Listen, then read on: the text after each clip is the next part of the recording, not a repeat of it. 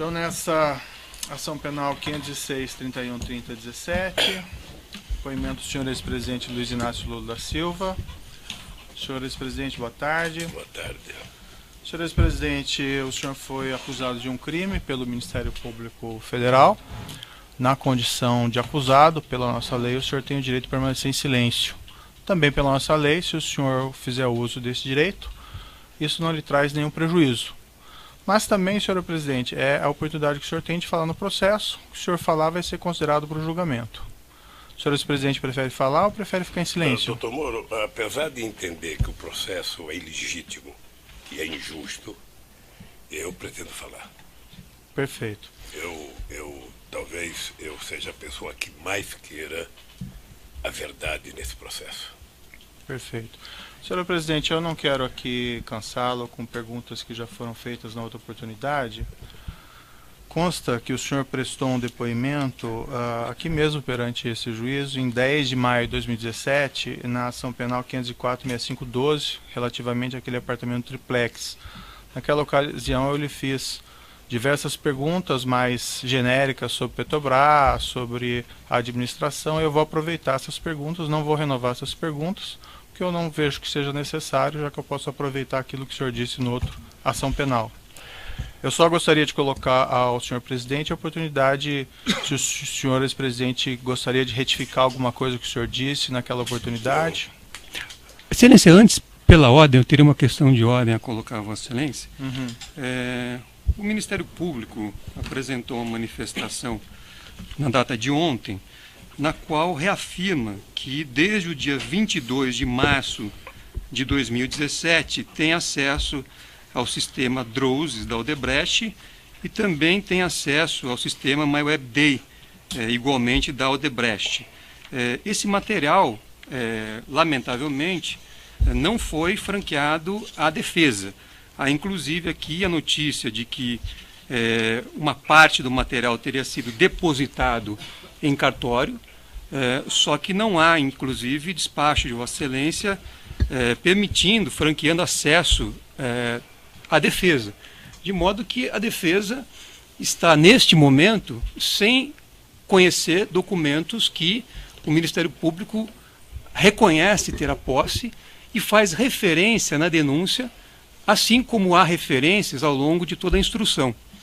Então, a defesa entende, com o devido respeito, que não está sendo observada a garantia da paridade de armas.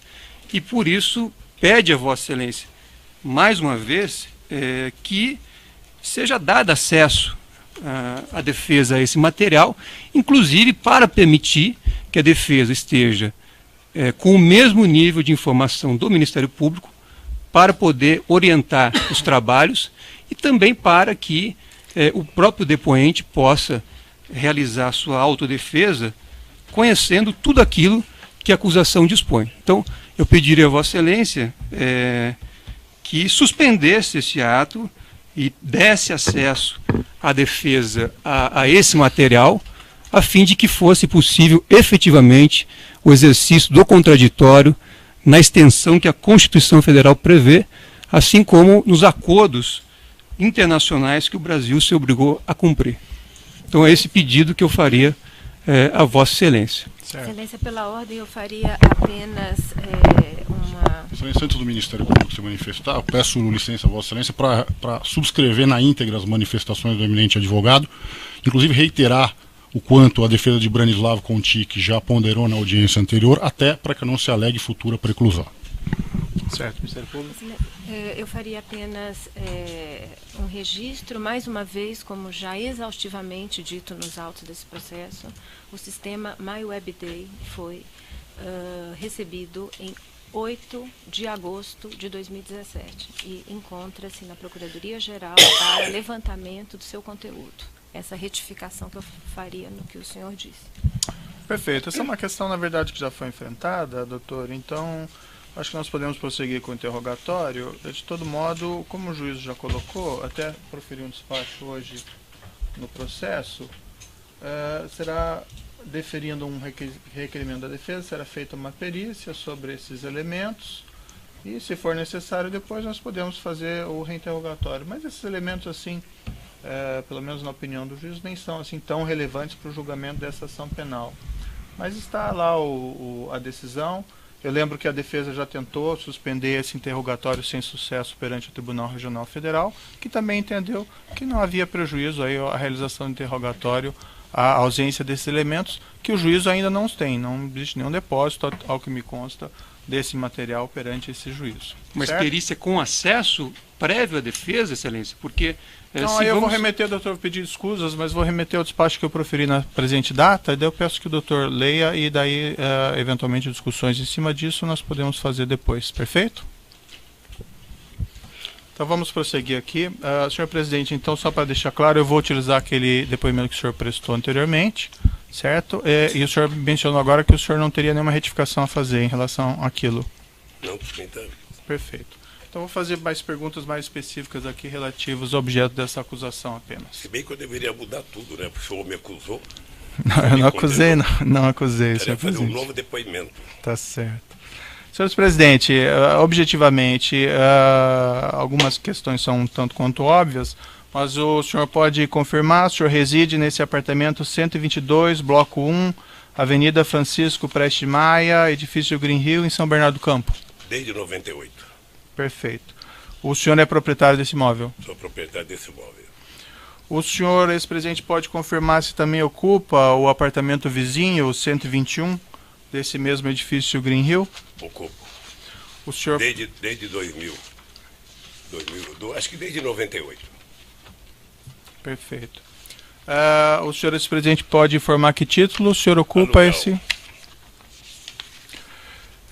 consta aqui no processo, no evento 44, no processo conexo 504-2689, um contrato de locação de 1/2/2011, que teria sido celebrado entre o senhor Glauco da Costa Marques e a senhora, a sua esposa.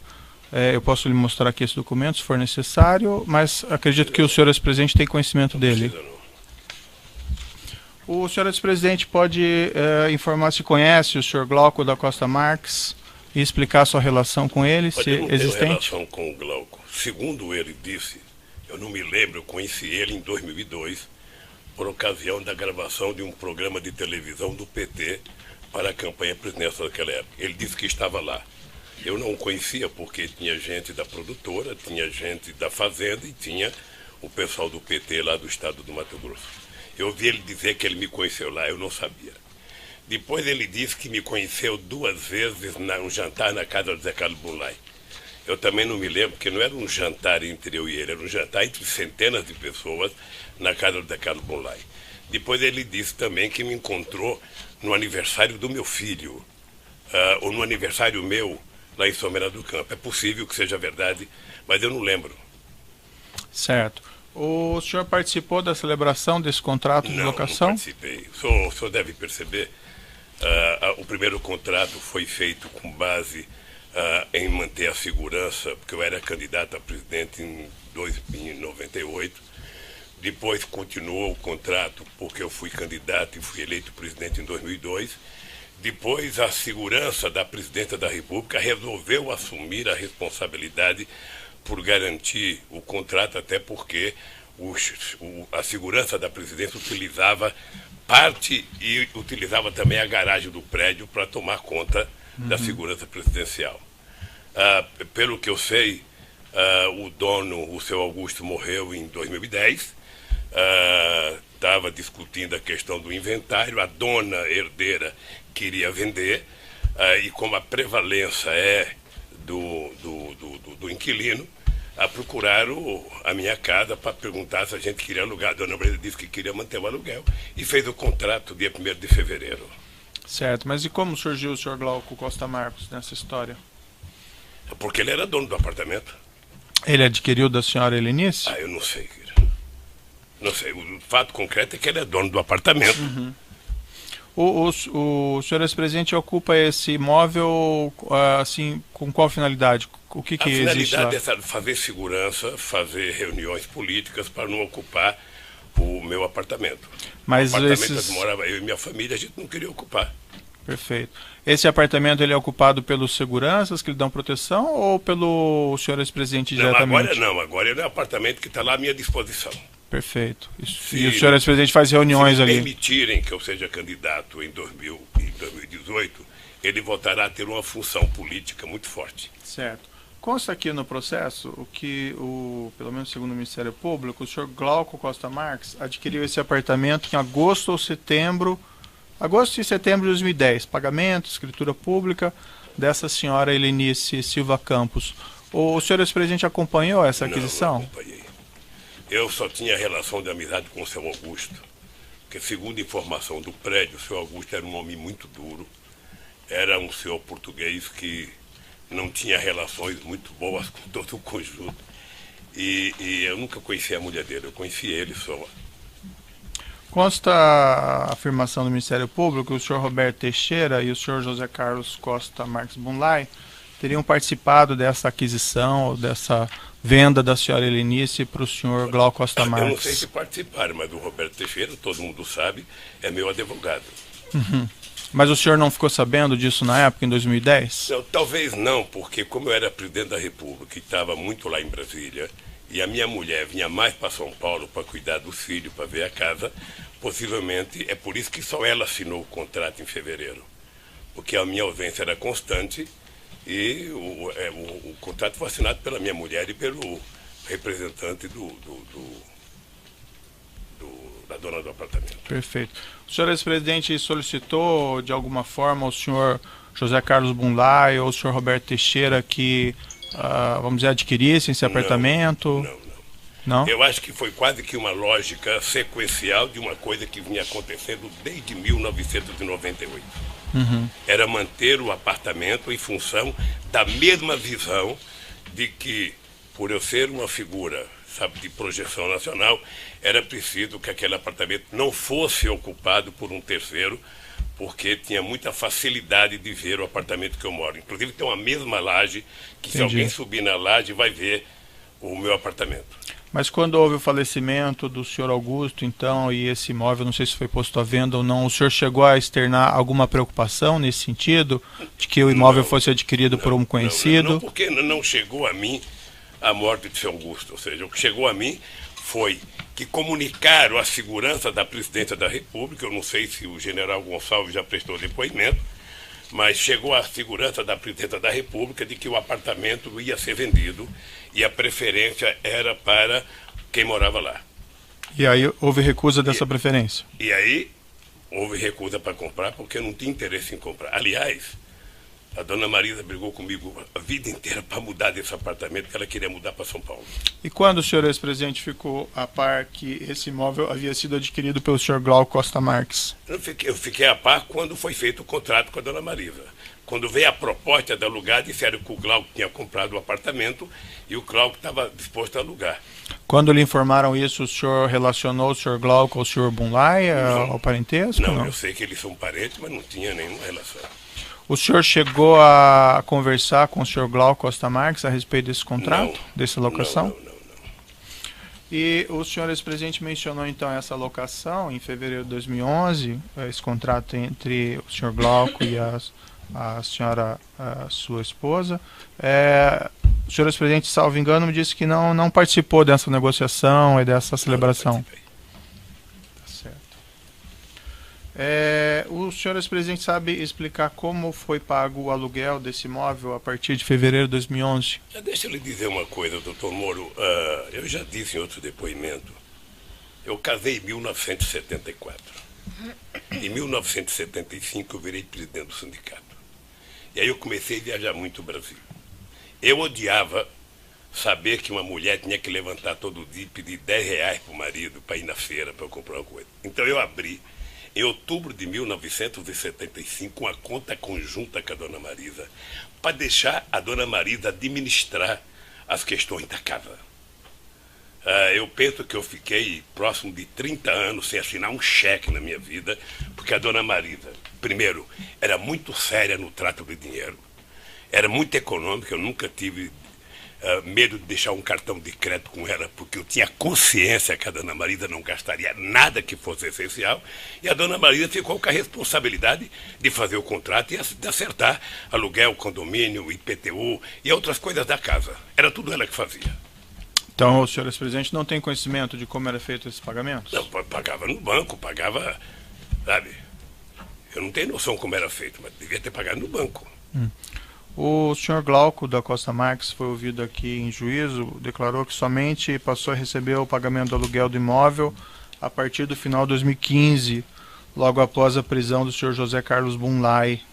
Essa é a afirmação dele. O senhor ex-presidente tinha conhecimento disso? Não tinha conhecimento e fiquei surpreso com o depoimento dele, porque nunca chegou a mim qualquer reclamação de que não estava se pagando aluguel. Porque ele declarava no imposto de renda dele que pagava aluguel, e eu declarava no meu imposto de renda, que a dona Marisa mandava para o procurador, o pagamento do aluguel. Então, para mim, nunca chegou. Chegou, acho que a dona Marisa já estava doente, chegou uma carta para mim, uma carta em nome da dona Marisa, pedindo para que o pagamento fosse efetuado no Banco do Brasil. Mesmo nessa carta não se fala de atraso, não se queixa de atraso. Então, para mim estava tudo normal, a não ser que alguém falou para o seu Glauco, olha, você não precisa receber aluguel que o Papa vai pagar, porque não tem outra explicação. Mas alguém falou isso? Não sei, eu estou insinuando aqui. O senhor ex-presidente tem os comprovantes de pagamento desse aluguel entre esse período de 2011 ao final de 2015? Deve ter, querido, deve ter. Eu, se for... O senhor ex-presidente apresentou isso aos seus advogados? Se for mexer na arca, sabe, do baú que está lá em casa, eu posso achar esse documento. Mas isso deve estar no meu imposto de renda. Deve estar no meu imposto de renda. O senhor ex-presidente sabe se, por exemplo, foram feitos depósitos bancários entre 2011 e 2015, esses aluguéis? Foram feitos depósito bancário, não sei como, mas foi feito, foi pagamento. Não, a princípio, os seus advogados não apresentaram esses depósitos até o momento. O senhor ex-presidente tem porque conhecimento? Certamente eles não sabiam que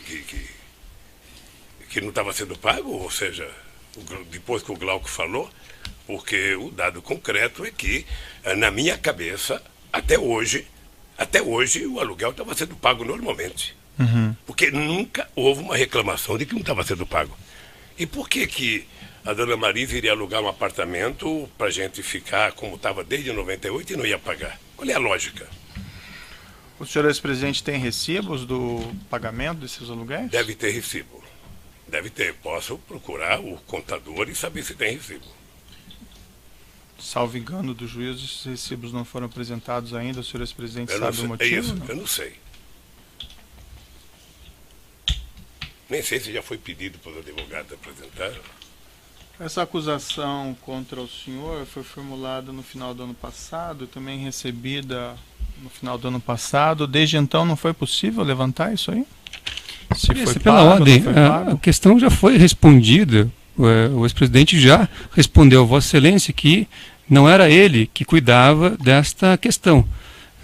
Então já foi respondida. Vossa Excelência insiste numa pergunta, aparentemente para tentar obter uma mudança do fato real que já foi explicado aqui pelo depoente. E mais importante, doutor Moro, eu acabei de dizer para o senhor que nunca o seu Glauco disse em algum momento para mim ou para a dona Marisa que estava atrasado. Pelo menos eu nunca soube, só fiquei sabendo no depoimento dele aqui, sabe, que ele não tinha recebido aluguel até 2015.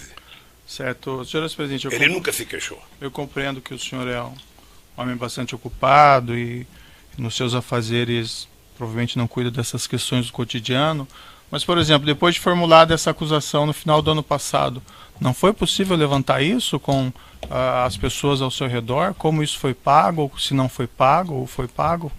Não, eu estou dizendo para o senhor que para mim estava pago. Para mim não foi levantado o ano passado, para mim foi levantado um depoimento que o Glauco fez aqui. Porque até então havia normalidade para mim. Até então, o apartamento estava sendo pago mensalmente, declarado no meu imposto de renda, declarado no imposto de renda dele. Até aí, não tinha nenhuma notícia de que não estava pago. Mas o Ministério Público faz uma acusação contra o senhor de que esse imóvel vamos dizer, seria do senhor e que os aluguéis não foram pagos. Isso não foi Mas levantado? o Ministério Público não é dono da verdade. Perfeito. Tem Mas muita não houve, verdade, mas inclusive. não houve uma preocupação do senhor ex-presidente, desde a formulação dessa acusação, em levantar essas provas do pagamento do Eu estou aluguel? levantando agora e vou repetir para o senhor. Nunca houve qualquer denúncia que o apartamento não estava sendo pago. Seu Glauco nunca levantou, seu Glauco nunca cobrou, seu Glauco nunca me telefonou. Nem ele e nem ninguém. Pois bem, eu estou dizendo para o senhor que tinha uma relação da dona Marisa, sabe, no contrato do aluguel, porque a dona Marisa cuidava de forma responsável das coisas da casa. Tá? Eu só fiquei sabendo que não estava sendo pago agora, quando o Glauco prestou depoimento. Certo, mas aparentemente ele falou isso, senhor ex-presidente, já no final do ano de 2015. Não falou para mim. Que esses honorários estariam, que esses aluguéis estariam sendo Excelência, compensados. não existe essa afirmação. Eu peço que Vossa Excelência indique onde está essa afirmação. Porque essa afirmação não existe. Eu posso lhe indicar. Podemos verificar nos autos, mas não existe essa indicação do Sr. Glauco. O senhor Glauco declarou em depoimento no inquérito e antes à Receita Federal, isso ainda em 2015, que esses honorários, que esses aluguéis estavam sendo compensados com honorários com o senhor Roberto Teixeira. Certo. Então, a Vossa Excelência fez uma afirmação, então, que me dá razão, porque o senhor Glaucus não disse à Receita que não estaria recebendo esses aluguéis. Se tem outra afirmação, eu peço que Vossa Excelência indique. Porque essa para a Receita não fala isso. É o que ele afirma, que não está recebendo aluguel, porque os aluguéis estavam sendo compensados com os honorários do Roberto Teixeira. Então ele está dizendo aí que estava sendo pago. Estava sendo compensado com os honorários do Roberto Teixeira. Compensação é pagamento, Excelência. Pela lei é isto. Então, senhor ex-presidente, depois que o senhor Glauco falou que esses honorários estavam sendo compensados por Roberto Teixeira, o senhor Roberto Teixeira negou esse fato expressamente no final do ano passado. O senhor é acusado pelo Ministério Público desde o ano passado de que esse apartamento seria, segundo o Ministério Público, do senhor e que o senhor não pagaria aluguel. Não foi possível levantar? O Ministério Público é muito engraçado. Graças a Deus, como Deus escreve certo por linhas tortas, as coisas estão virando verdadeiras. Nós estamos vendo o que está acontecendo com o Janot, estamos vendo o que está acontecendo com o Miller. E a força-tarefa da Lava Jato aqui em Brasília está tratando de forma a destruir o Ministério Público, contando inverdades. Eles inventaram que o triplex era meu, porque o Globo disse e não é, e o senhor sabe disso. Eles agora inventaram que o apartamento é meu e não é, e ele sabe disso. Como inventaram a história do sítio, que é meu e não é. Ou seja, 3 denúncias do Ministério Público por ilação. Porque eles têm a ideia de tentar transformar o Lula no PowerPoint deles. E eu poderia ficar zangado, nervoso, mas eu quero enfrentar o Ministério Público, sobretudo a Força Tarefa, para provar minha inocência. Eu só espero que eles tenham a grandeza de um dia pedir desculpa. Eu não sei se o Sr. Miller vai pedir desculpa com a palhaçada que foi feita em Brasília, com o Joesley, e que agora está sendo desmontado. Eu, por exemplo, vi o Ministério Público me incluir na denúncia do Delcídio. Sim. Tem mais de 20 perguntas do Delcídio comigo nesse processo. E o Delcídio é um mentiroso, descarado, que foi solto num pacto entre o Miller e a Globo para fazer denúncia contra mim. Então, eu só quero repetir para o senhor com todas as letras.